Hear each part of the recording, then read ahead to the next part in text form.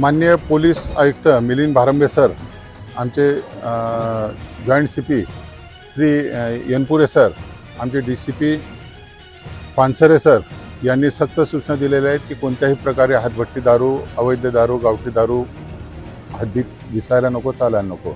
त्या अनुषंगाने सतत आमचे पनवेल शहर पोलीस स्टेशनचे वरिष्ठ पोलीस निरीक्षक श्री नितीन ठाकरे आणि त्यांची टीम, डीबीचे पथक, PSI शिंदे व त्यांचे पथक हे हद्दीत सर्च घेत असतात। त्याप्रमाणे आज कुंडेवाळ गावच्या हद्दीत एक निर्मनुष्य ठिकाणी जंगलात पहाडी एरिया आहे सर्वीकडे, तिथे कोणी येत जात नाही, अशा ठिकाणी एक हातभट्टी असल्याची बातमी आमचा पोलीस अंमलदार श्री कुडावकर, सूर्यकांत कुडावकर याला मिळाली। त्याने माहिती काढल्यामुळे खूप चांगलं काम केलं। त्या अनुषंगाने छापा टाकला असता या ठिकाणी जवळजवळ 15 ड्रम ह्या झोपडीत आणि आजूबाजूला जंगलात लपवलेले इतर ड्रम असे एकूण 22 ड्रम, प्रत्येकी 200 लिटर प्रमाणे सडवा तयार केलेला गावठी दारू पाडण्यासाठी, हातभट्टी दारू पाडण्यासाठी रसायन तयार केलेलं आहे। आणि मोठं एक भांडं इथं पत्री तयार केलेलं आहे, ज्याच्यात ते खाली भट्टी लावून, जाळ लावून त्याच्या दारू तयार करतात। हा पूर्ण छापा टाकून हा कारखाना उद्ध्वस्त केलेला आहे आम्ही।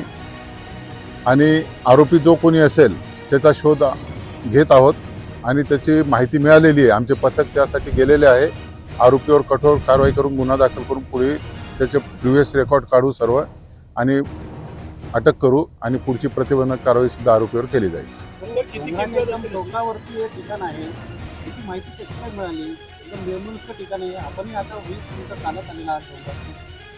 सदर ठिकाणी आम्ही हा पनवेलच्या आजूबाजूला जे फॉरेस्ट आणि डोंगराचा एरिया आहे, तर आमचे अंमलदार पूर्ण सर्च घेत आहे डोंगरात जाऊन जाऊन। आणि तिकडे जे कोणी लाकडं जमा करण्यासाठी येणारे गावकरी किंवा हे यांच्यामार्फत कौशल्यपूर्ण माहिती काढत आहे। त्या आधारावरच सदर माहिती मिळाली आमच्या अंमलदारांना आणि त्यांनी वरिष्ठांना सदर माहिती देऊन मग हे छाप्याचे नियोजन केलेले आहे।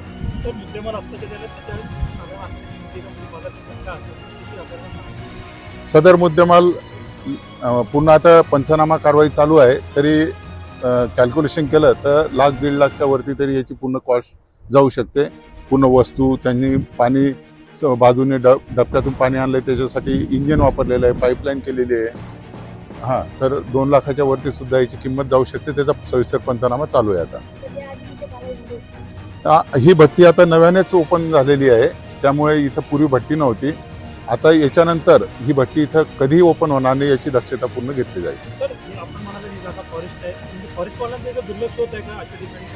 नाही, सदर आपण आलो आता तर बघतानाच इथं वावरच नाहीये, कोणी येईल आणि नाशक उद्योग करेल अपेक्षित नाहीये। तरी पण पोलिसांनी सुमोठो असे सर्च घेऊन हे असे अवैध धंदे कुठं असतील ते उद्ध्वस्त करायचे काम आमच्या पोलीस आयुक्त साहेबांच्या सूचना आणि मार्गदर्शनाप्रमाणे चालू आहे।